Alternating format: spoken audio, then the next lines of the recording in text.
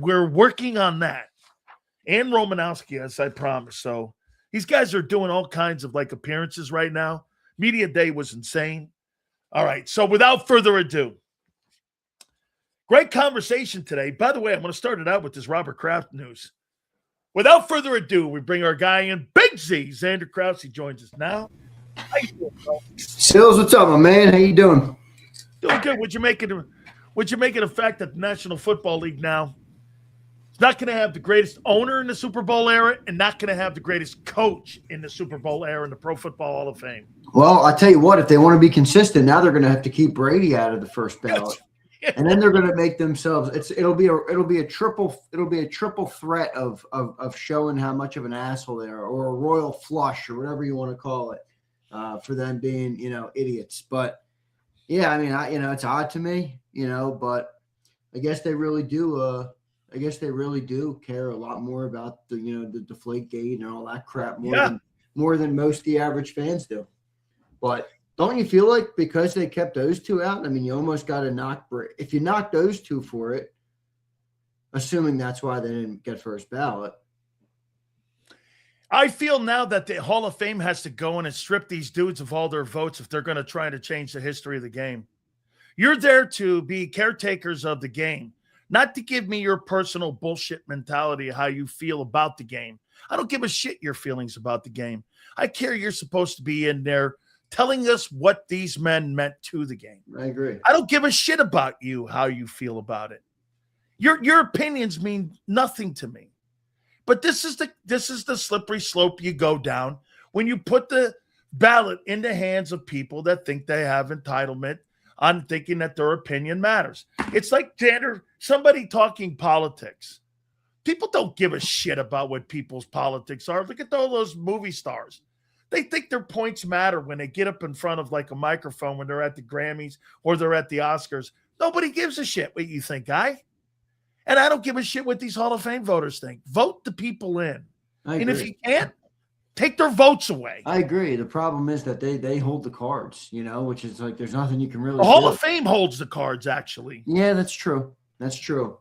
But you got 50 dudes who are protected. No, their votes are never revealed. They can all go on the podcast tour and say that they didn't vote for, or they didn't make the bad vote. And somebody put out, I think it was Pat McAfee at the time. Well, he's like, I've interviewed a lot of Hall of Fame voters. Every single one says they didn't vote. I know. The math is not mathing right now. So who knows, man? Who knows? It does suck, but it is what it is. I want to play a game with you here because I heard people talking in Philly on the radio about core group of guys. And I want to see what you think. In 3 years from now, do you think these respected players are going to be part of the future of your football team? And remember what Howie says when he talks about building in free agency. Howie said this, I'm 3 years out in front of everything right now. How I see this football team, if you're thinking about it now, we've already been down this lane and I'm late. The things you do right now are going to dictate what's going to happen March 12th and then April 23rd when you guys get into the draft. So I thought of an exercise, and I want to get your takes on this. So I want to go here. Moro Jomo. And I'm going to find out how many.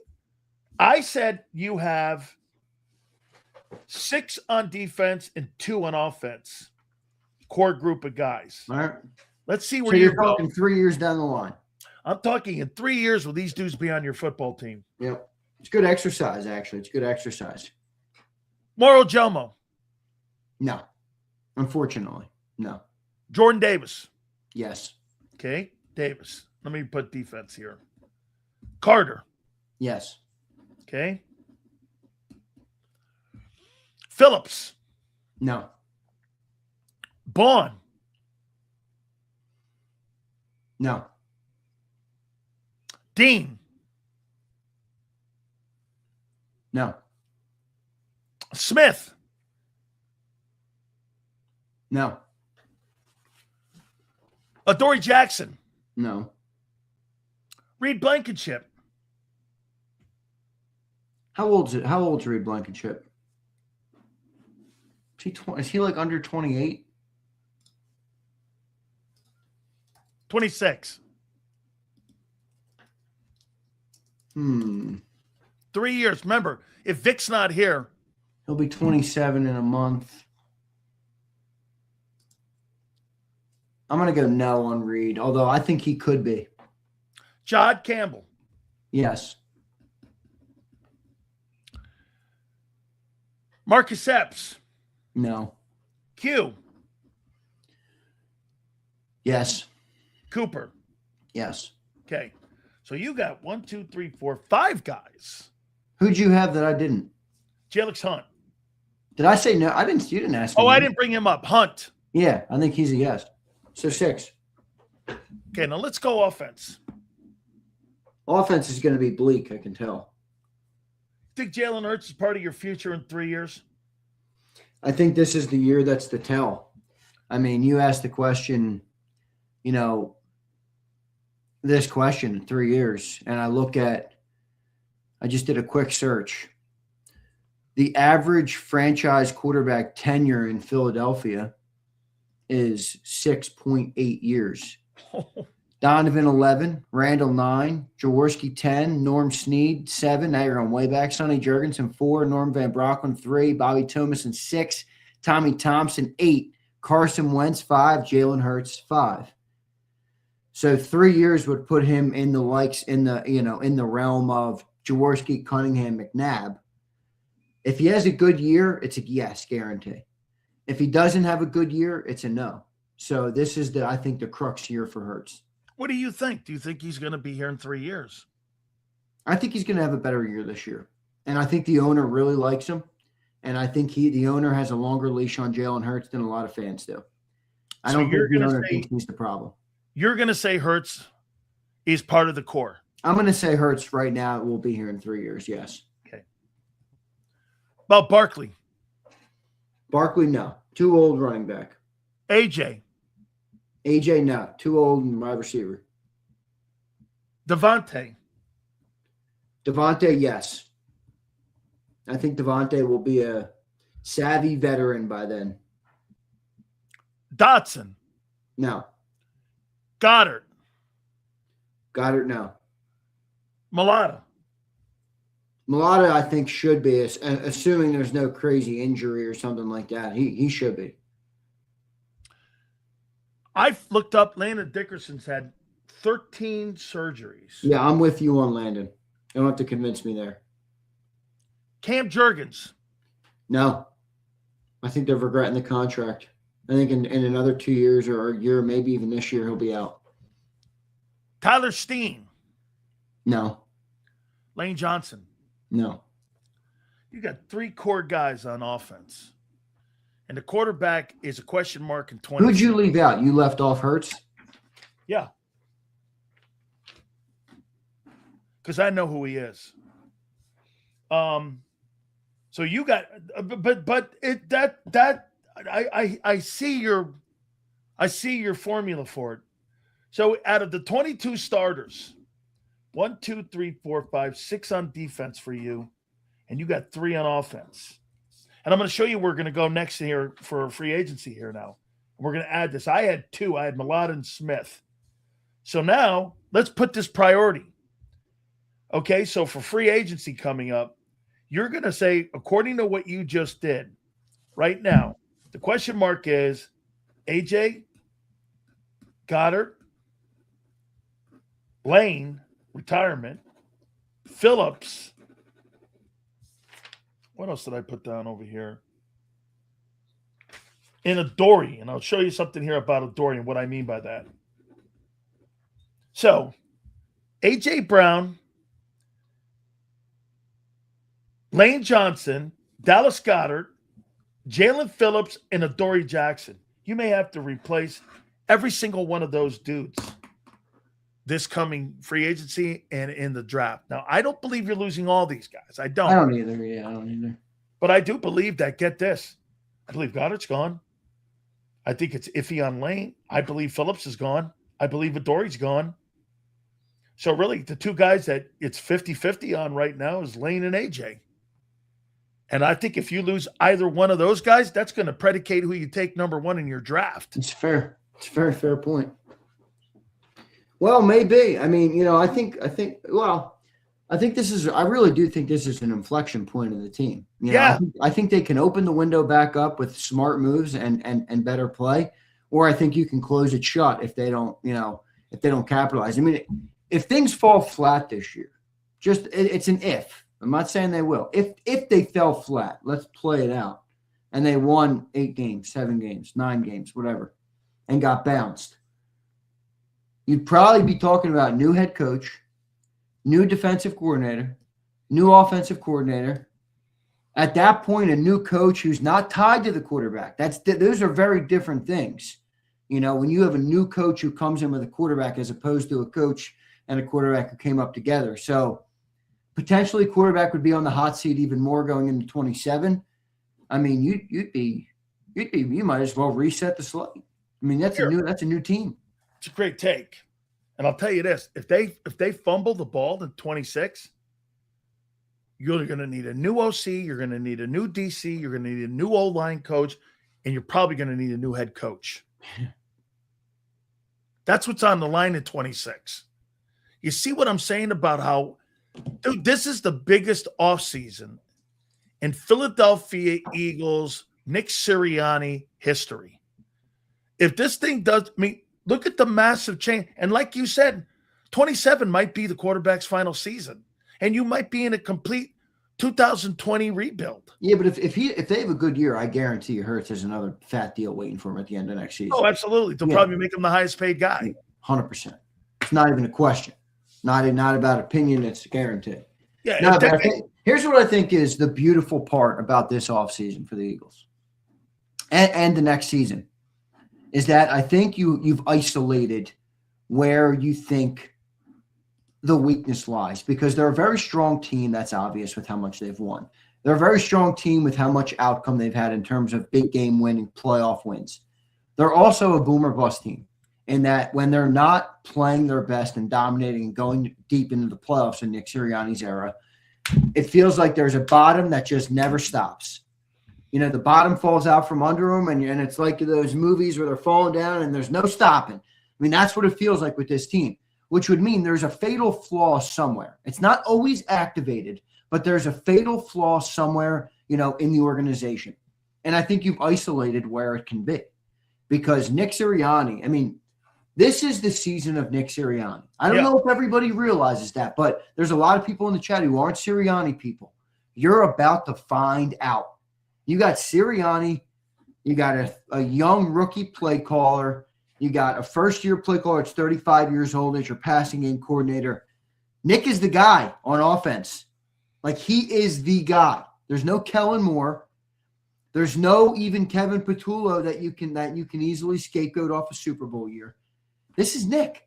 Yeah. So if they have success, Nick is going to be able to ride that, I think, another couple years as well. If they fall flat, I think you're going to see the coach. He might not even make the year, depending on how bad it looks.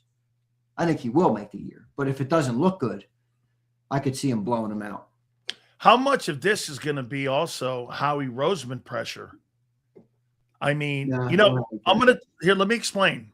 Well, I don't think – listen, in here, what I mean by pressure is I'm not talking about firing. I'm talking about what you think about him and what you think about him as a general manager. Okay? This guy here has built these rosters up. He has helped in the hiring process of these coordinators. Well, he has not built really three different really, or two different regimes, so to speak, with different coaches. I mean, dude, his reputation's on the line a tad bit here too. A little bit. It is a little bit because it's a lot of turnover under him. But where I think you'll get pushback is, like, if you said that to Howie, what you just said, I think he's going to be like, I'm sorry, you got it wrong. Like, and maybe you're right, because I more lean toward you where he does have a say. But I think there's the coach or the owner, the coaching staff, the owner, the general manager. Now, the general manager sits a peg higher than the coaching staff. But I don't think if you have a problem with the hiring of coordinators, it's going to fall on Nick. And if you have a problem with the hirings of any coaches, it's going to fall on the owner. If you have a problem with personnel, that's going to come down to Howie. I don't think anybody has that problem right now. So if Howie assembles the rosters and the players don't play good enough or the coaches don't get enough out of the rosters, I don't think people holding that. I don't think people are going to end up holding that on Howie. So you think it looks like this? Well, you're not showing it. You have to. You think it looks like this? Yeah, with the GM a little higher than the coach. Yep. I do. So you don't think that the coach works for Howie? No, I don't. I think Howie is a lot more trusted in the organization by the owner.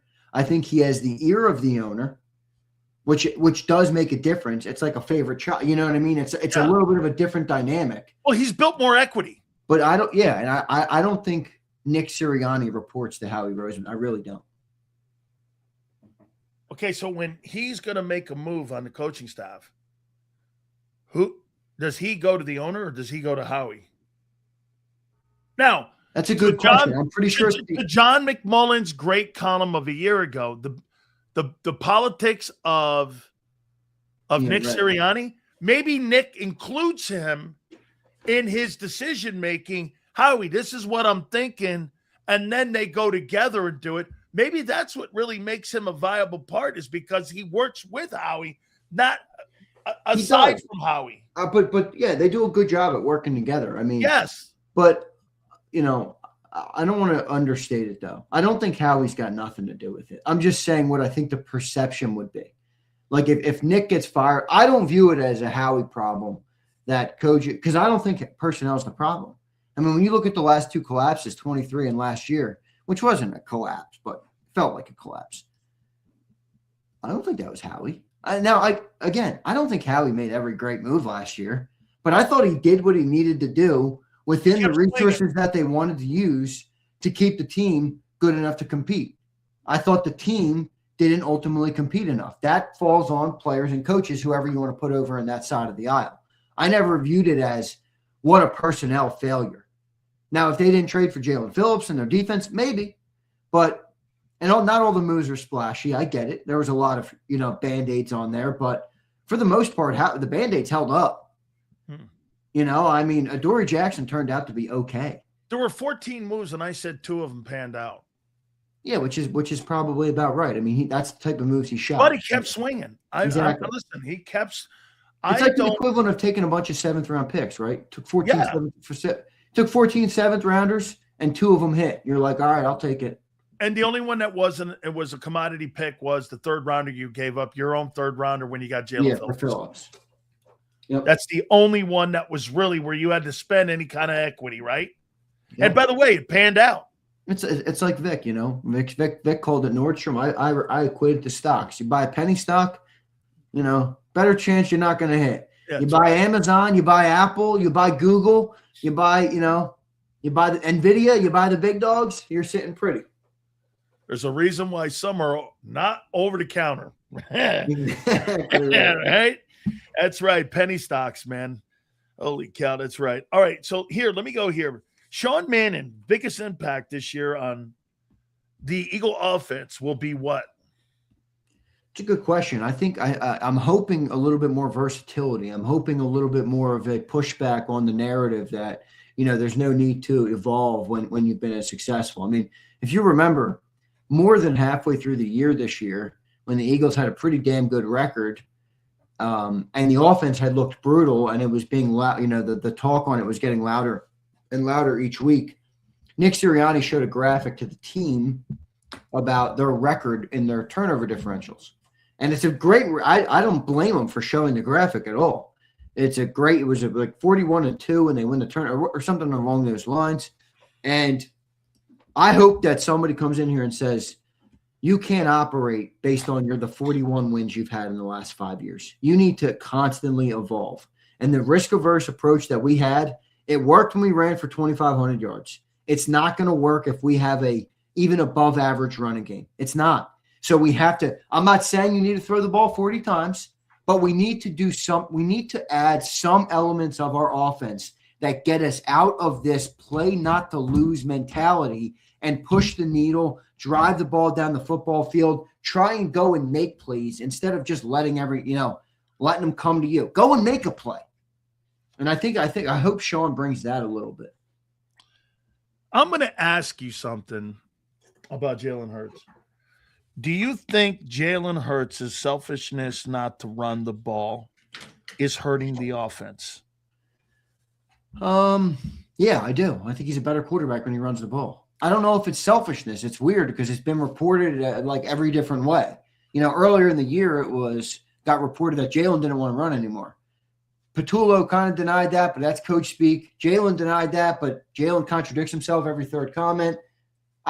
I don't know. Is it Jalen? Is it not? I think it's Jalen. Who knows? But all you have to do is go by the actions. I think it's his agent. His agent? Okay, well, then that's his team. And he hires those people for a reason. Do you agree with this statement on Hurts? Hurts runs, they're good, and they win. Yeah. Hurts doesn't run, they're not going to win elite games. Well, they definitely are a better football team when he runs. I mean, there's no doubt about it. I mean, their offense is better. So, well, Sean Manning's biggest impact has to be to have and convince Jalen to run more, because if Jalen doesn't run more, dude, he's not going to be better in 26. Based on what? I keep coming back to this, and it appears to be the thing I'm going to keep coming back to the more conversations we have this offseason. The first thing I wrote, and when I say first thing, I mean the Monday morning after the Eagles lost the playoff game to the San Francisco 49ers. The number one thing is, what version of Jalen Hurts are you getting next year? It's the number one thing I wrote down. And the number two thing I wrote down is the risk-averse offense back. Not a coordinator name, not Sean Mannion or Cliff Kingsbury, is the risk-averse offense back. Because if you're risk-averse and Jalen's not running, I don't care how good Sean Mannion is, guys. It's not going to look that much different.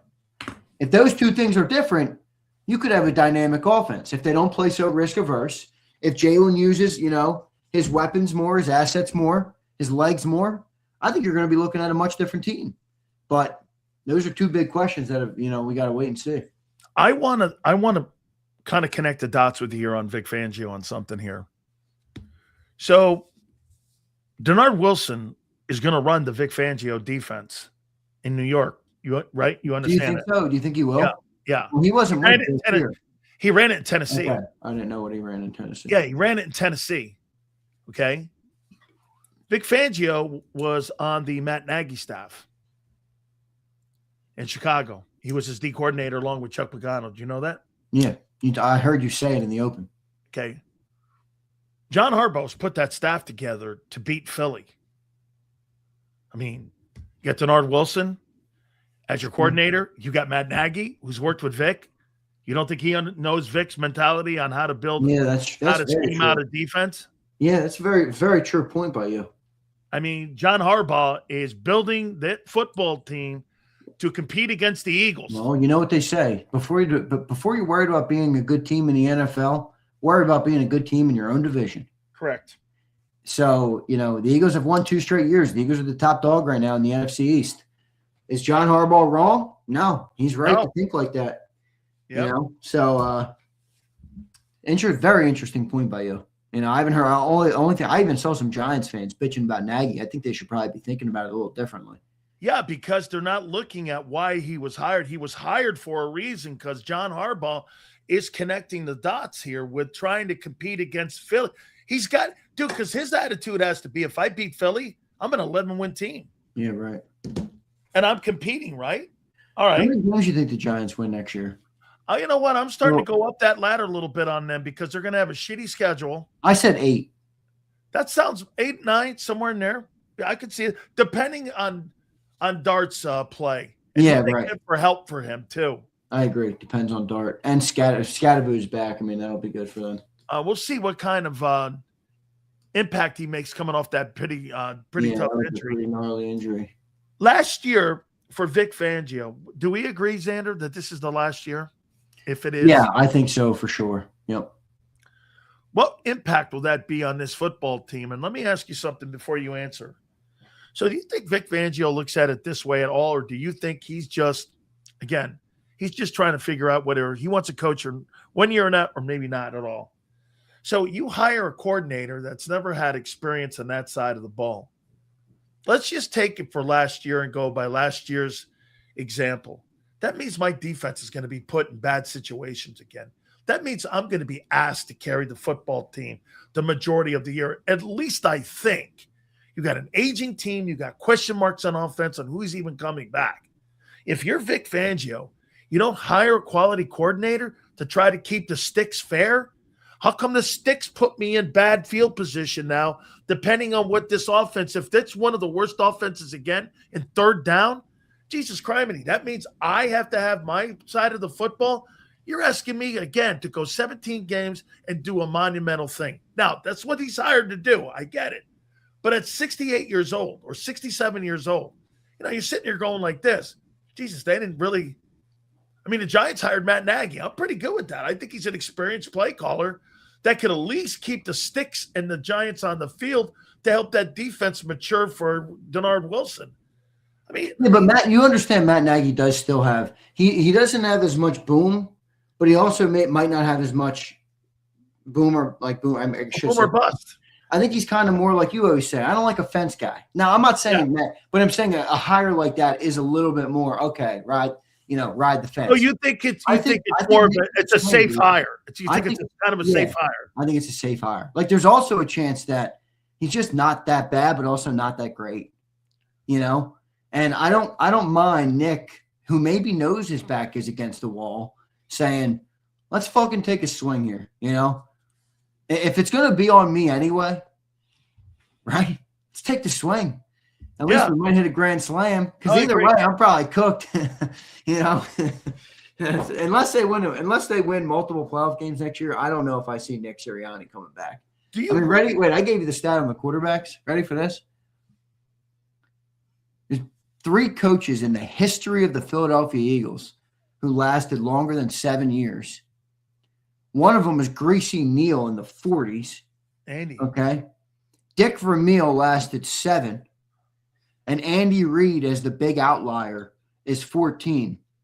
Nick has been 5. Doug was 5. Chip Kelly was 3.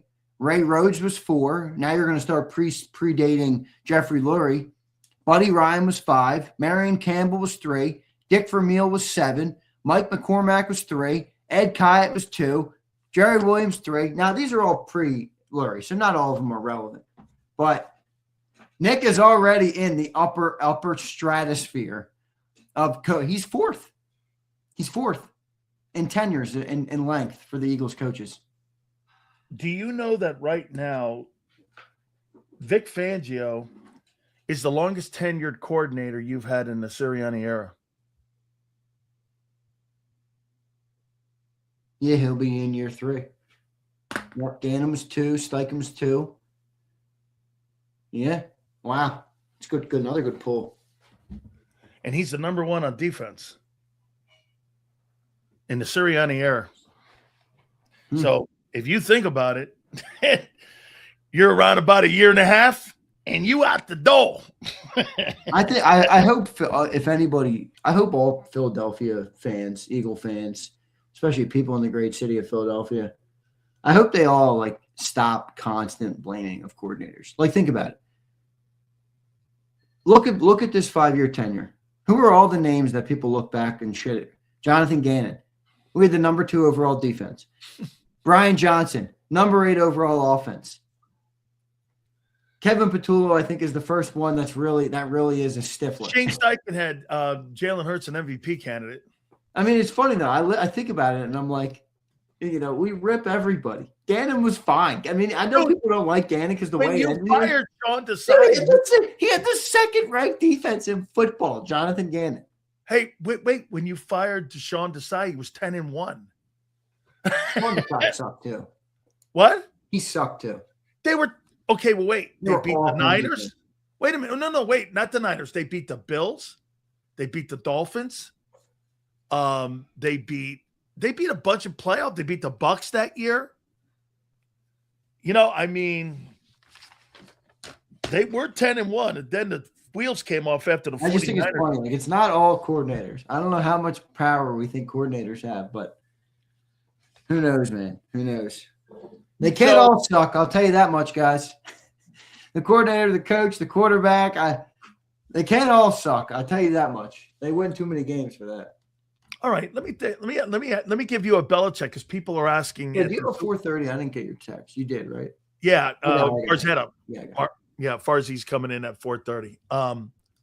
So this is going around the Super Bowl. So let me ask you, who's more responsible for the success in Philadelphia, Jalen Hurts or Nick Sirianni? I think it's an equal slice. Come on, dog. Don't give me a politician's answer.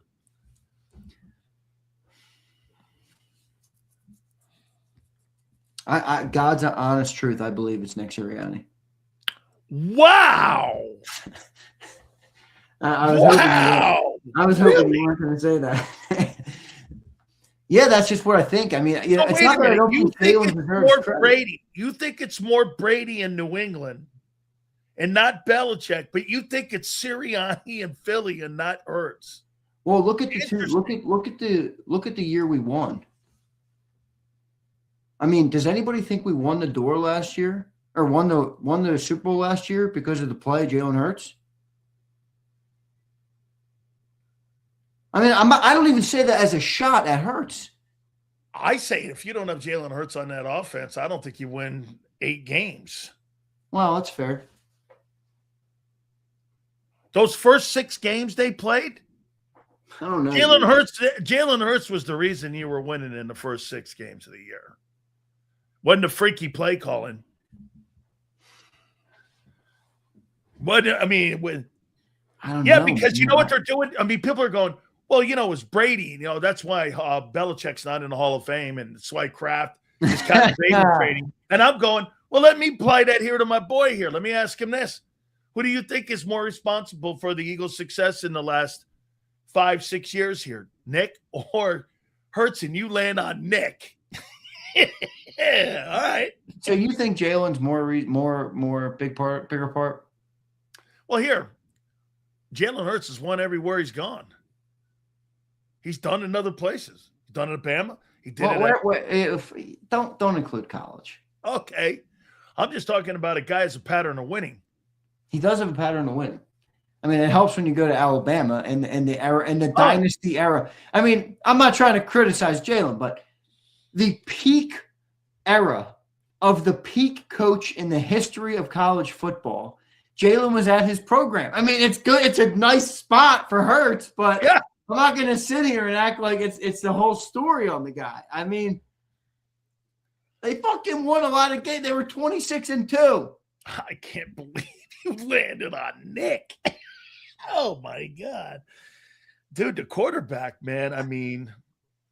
Dude, I said both, and you didn't accept my answer. No, because both is a shit answer. It's the fucking truth. It's a shit answer. It's both. It's both. You think Jalen would have won as much without Nick?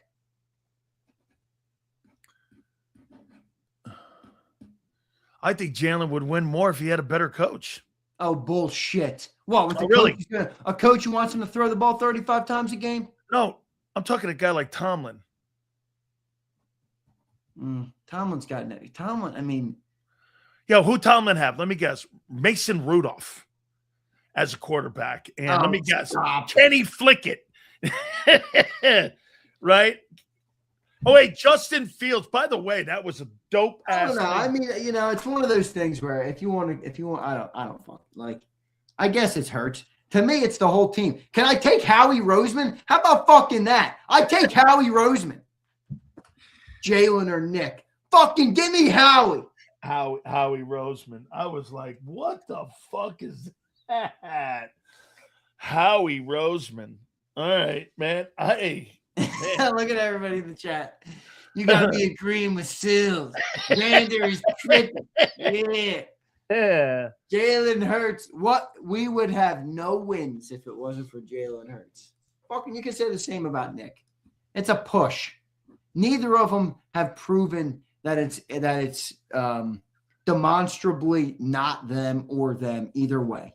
Neither have proven that. That's right. Well, there is one consummate. It's Howie. Yeah. Really Howie, right? I love it. I'm on an island. Give me the greatness of Nick Sirianni, baby. Okay, wait. I got another topic here on that then.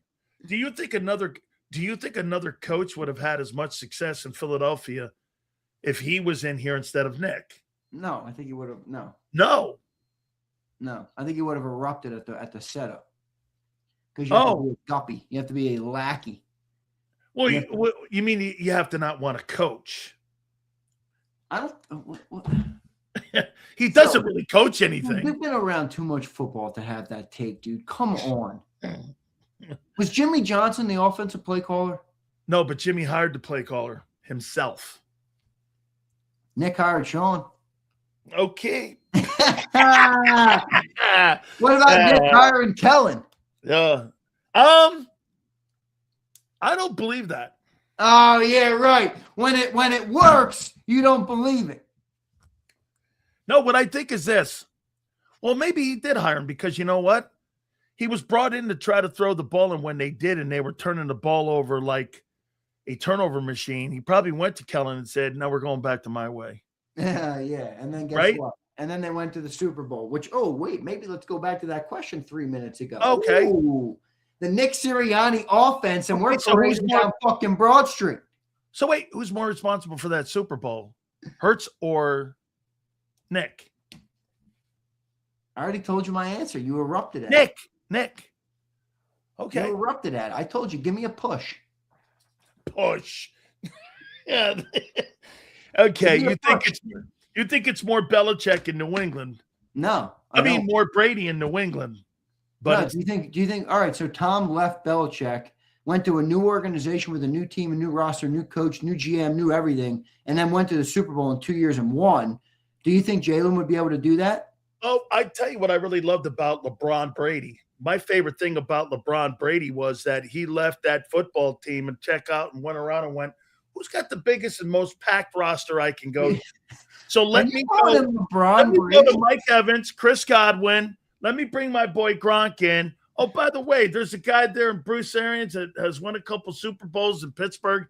And also is my boy. We'll go down there at a loaded team, Vita Vea on the other side. Oh, wait, so now quarterbacks don't need good teams to win. Oh, no, he does. He absolutely did. He went down to a loaded Tampa team. Oh, bullshit. Wait, Antonio Brown, Mike Evans, and Chris Godwin. Antonio Brown was there for a cup of tea. They don't win the Super Bowl without Antonio Brown. They do not win the Super Bowl without him. LeBron Brady is an insane comment.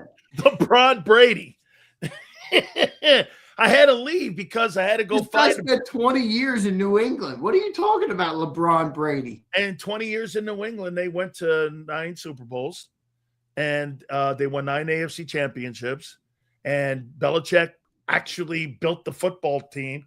You know, there's more than one just a quarterback. There's like DBs, O-line, wideouts. Well, you're the jerk who asked me the question, the coach or the quarterback, like there's nobody else. And I'm gonna. I told you I would take Howie. I would take Vic before the 2 you gave me. Well, I'm gonna ask you this on. I'm gonna ask you this on AJ here. Then we're gonna get super chats. We appreciate you guys. Please hit the like button. Look. Now you got smart people like Chuck talking silly. Look, yeah, you're right, Chuck. It's not impressive at all that Brady left and went to Tampa and won. You're right. Keep taking them Sileo eyes going. Hey, that tell you the roster was so good anybody. Hey, wait, Chuck. You ready, Chuck? Tristan Wirfs. Gronkowski. Dude, Tristan Wirfs was like a rookie that year. He wasn't even that good. He was all pro. Hey. Was he? I don't even know. Yeah. By the way, your boy Devin White was all pro. All right, well, let me just give you something real quick. For all the Nick Sirianni haters, it's been 5 years, folks. Doug Peterson was 5 years. Andy Reid, 14 years, triple the tenure. Chip Kelly, 3. Ray Rhodes, 4. Rich Kotite, 4.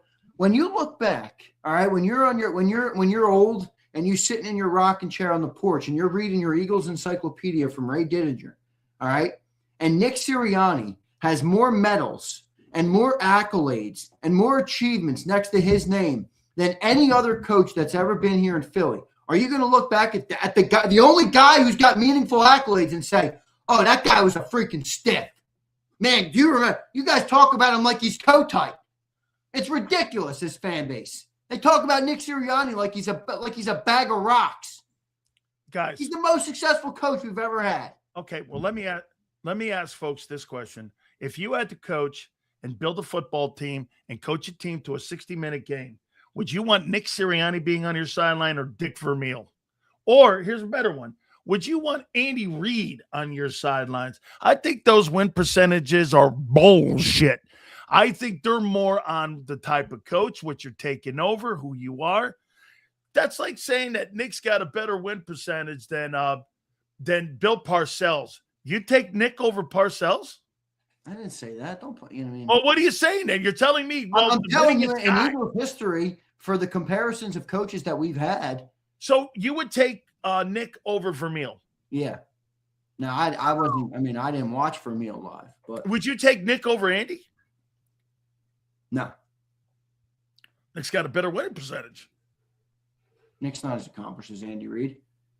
Wait, what version of Andy? Wait. Because remember, I like Andy Reid. How many NFC Championship games did Andy Reid's teams lose? Okay. How many Super Bowls did they have in 15 years? 0. 14. Now, I don't think his rosters are as good. So I don't think it's all Andy. I'm just saying. That's kind of my point, precisely, is that everybody thinks Andy Reid's a great coach. I agree. Nick Sirianni has more accolades than Andy had. Now, so it appears to me that the real MVP of this football team Howie Roseman. is Howie Roseman.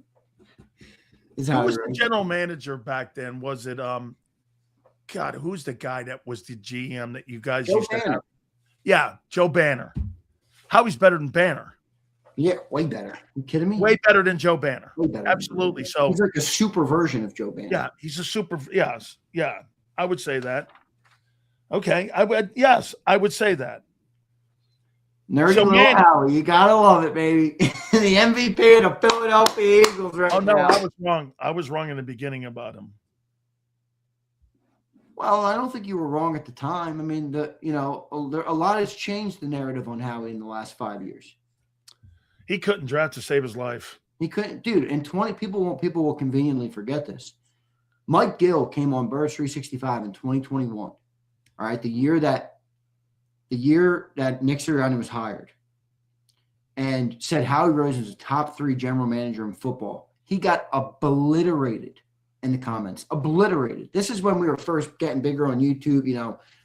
Obliterated. What are you talking about? Howie should be fired. Fire Howie. Hashtag fire Howie.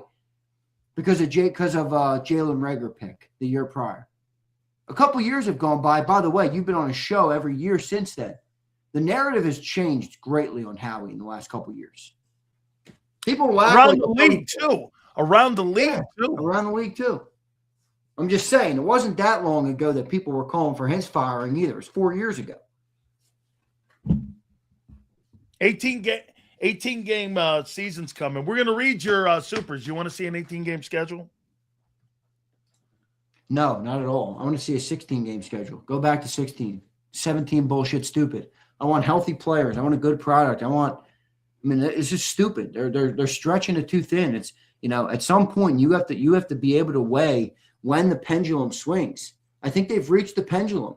The league is good. You're capitalizing. Continue your international mission to make more money. It's a good thing if you think that's necessary to grow your bottom line. So you believe less is more?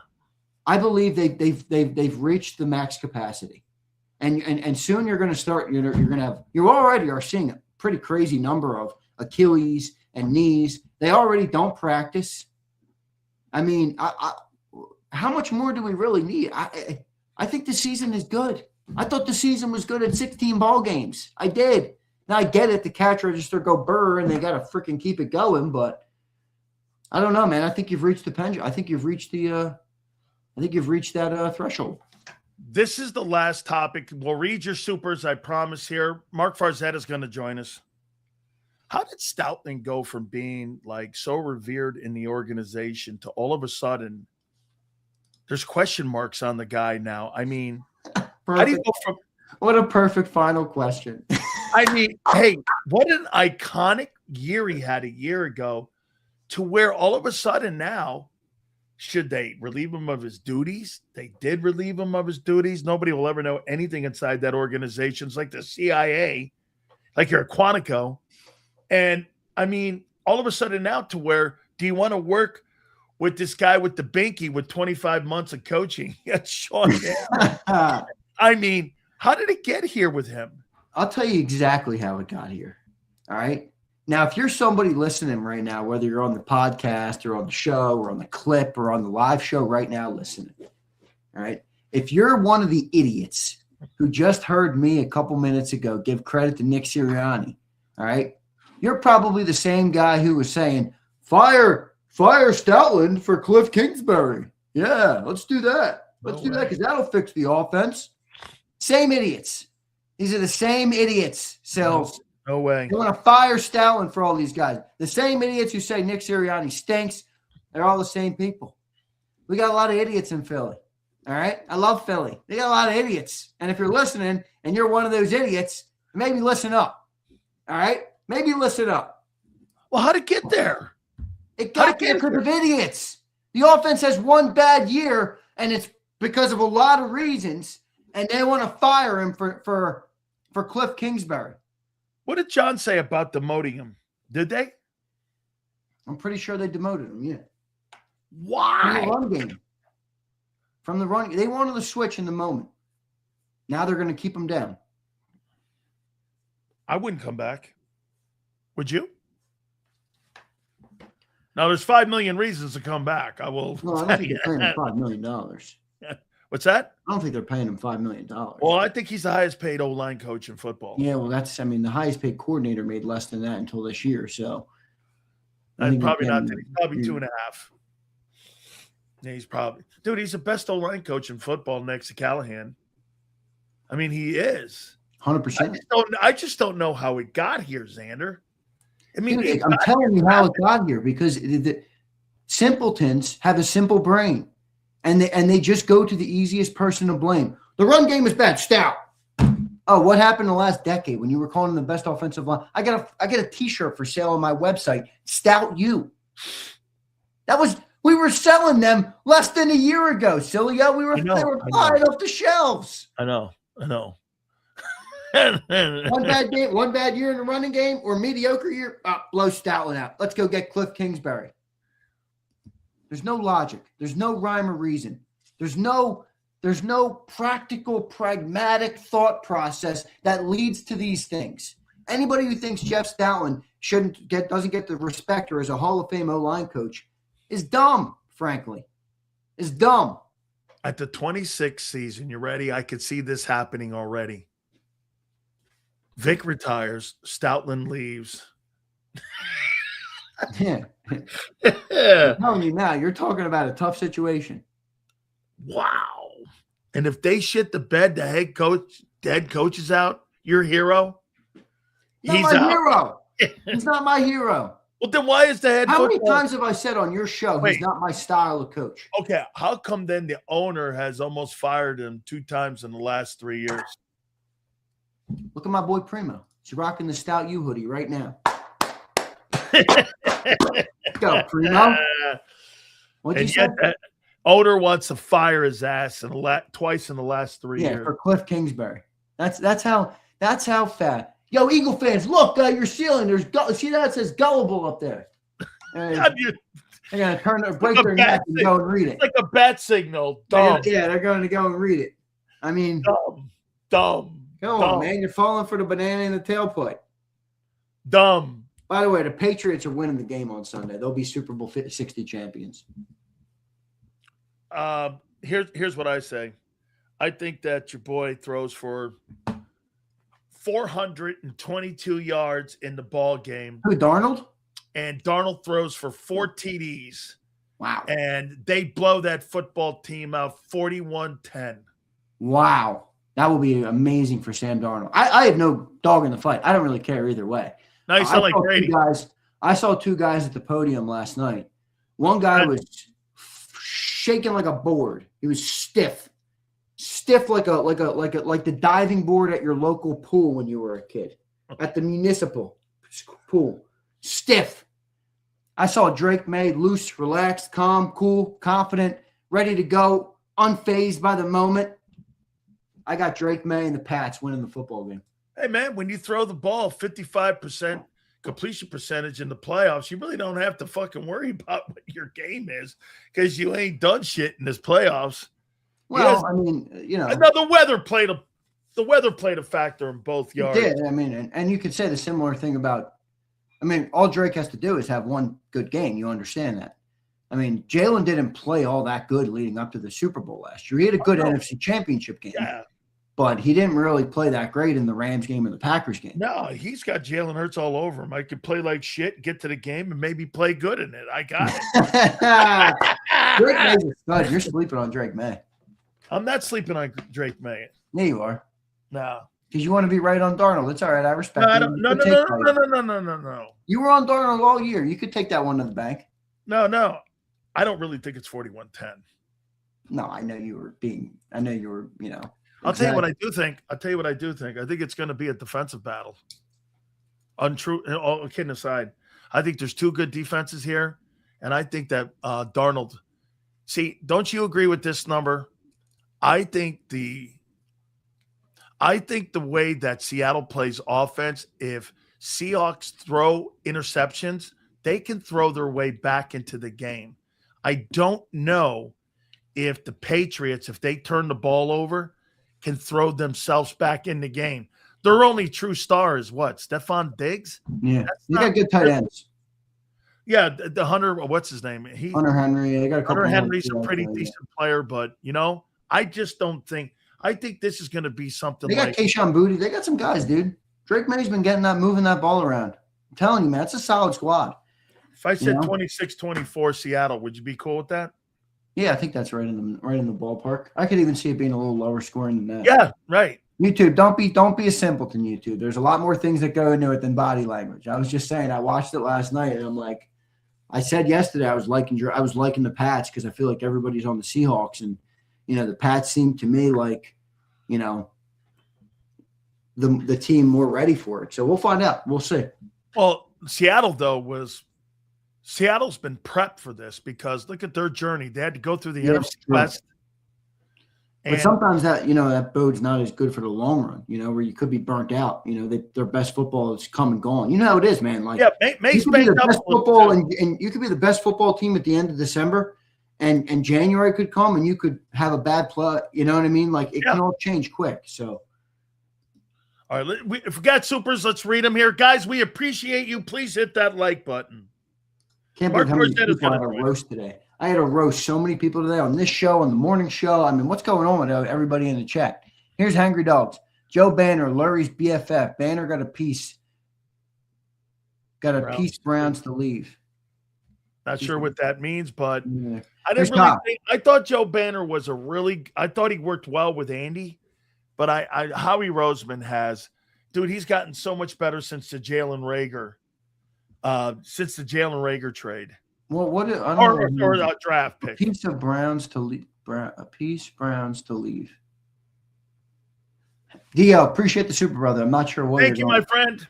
Here's Kyle. If we glorify Sirianni like he's the best because his 2 Super Bowl appearances, 1 win, in reality, he's like Mike McCormick. He's been a coach for 5 years, Kyle. What are you talking about, Kyle? He's been a coach for 5 years. You're talking about him like he's a tenured guy, like he's a long-standing. He's already the 4th longest tenured coach in Eagles history. So and he's more successful than every single one of his predecessors. How do you think Sean McVay would have done here in the last 5 years? Sean McVay would have done really good, but it would have looked a lot different. Why? Because the quarterback wouldn't be here? I mean, Sean McVay traded his number 1 overall pick, and he was the same style of quarterback as the guy he traded for, which is just a little bit worse. I mean, yeah, I do. I think he would trade for the players that fit his offense. Let me ask you a question about Andy Reid then. Would Andy Reid succeed more with this version of Howie Roseman than with Joe Banner? Yeah, for sure. But the hard part to evaluate Andy is this. I think Donovan's a good quarterback. I don't think Donovan McNabb is not a good quarterback. I don't either. So do you think Donovan McNabb is better at his time in his era than Jalen Hurts is in his era? Mm-hmm. I do. Okay, so maybe the rosters weren't as good. Better player, you mean, right? Like better player, yeah. I think Donovan was better. Yes. So Nick won with the roster today, and has been more successful. Andy didn't really have great success with a good quarterback. Now, I get it, the rosters weren't as good, but Andy didn't really have great success until Patrick Mahomes, who's proven to be like a generational player. So I don't know. It's a little harder to gauge. And I'm not saying I don't like Andy. If they had kept Doug since he won that first Super Bowl, how do you think Doug would have done in the last 5-6 years with Jalen? Yeah, that's the one where you get me. Like, I think Doug would have done really good with this team. You think Doug would have won that 22 Super Bowl? I'm not sure. It's tough to go back and live like that because did they even get there? Did they hire Jonathan? You know what I mean? Like, everything would have been different. So it's hard to gauge it like that. But I do think specifically who I can say would have impacted, I think Doug Peterson and Jalen Hurts would have been a better combination for each other than Nick and Jalen have been. I think Nick's had to kind of condense his offense, and that's in a way forced Jalen to condense his game. Whereas I think Doug would have found the right mix of how to get Jalen to grow while also not putting so much on Jalen's plate that we cost ourselves games or we throw 35 times. I mean, I think Jalen Hurts, if I'm not mistaken, one of his first games starting, we brought this up before, threw the ball like 40 times in one of his first games with Doug in the Cardinals, and he looked good. Now, it's rookie year, but I think Doug and Jalen would have been a solid fit. You think it would have been a better fit? I do a little bit because I think right now, I think they've been a successful fit right now. But in a way, can we all agree they've both kind of condensed? Like Nick has become one-dimensional in his offense. He used to coach a Phillip Rivers offense. And Jalen has become a little bit more one-dimensional in that he's no longer growing and becoming, I think the quarterback that many people thought he could become at one point. That's why he makes the comment about the straitjackets. Some of those things do exist. So here's Fleming. If Rich Kotite called the timeout and punted on third down, I was at the game. Knee pad Nick is slightly above that. Yeah, right. With 2 NFC championships, he's slightly above Rich Kotite. I'm telling you. Yeah, I'm not going there with that. I love Philly fans, but they're fucking delusional sometimes. They really are. I'm not going. Nick's better than Rich Kotite. Here's Mr. Hill. Mr. Hill, thanks for the $10. I am 59. I lived most of my life as a loser Eagle fan. We need to appreciate the 8-year window, even if it closes. My dad and uncle never saw a Super Bowl win. That's true. That's what my uncle was telling me at Christmas this year. Crazy. You guys never saw that. Here's Hanger Dogs. Do you think the depth of O-line was talent and personnel or coaching? If personnel and talent, shouldn't Howie be under scrutiny? Yeah, but I think Howie's done a nice job since Jalen Reagor. Do you think personnel was one of the top 3 problems on the team last year? No. Yeah, I don't. No, I do not. Here's Tomu Dose. Can the Eagles franchise tag Jalen Phillips? They could, but they're not going to do that. That's not really the way the Eagles do business. So $26 million tag. That's not happening. I think we got that one right. Sills, me personally, Boston, Lomu, Proctor, Vega. Yeah, I saw that one. Yeah. All right, brother. That's all. I'm gonna ask Farzetta that question. Yeah, I'm curious to hear what Farzi said. I'm curious to hear what he says to the question that everybody ripped me for too. about Nick. Yeah, I'm gonna ask him that one too. All right, Big Z. We'll catch you tomorrow on the show on Birds 365. Later, dude. Appreciate it. You got it. Love talking to my Paisan brother here. I can't wait I got a couple questions here because there was a question asked at the Super Bowl about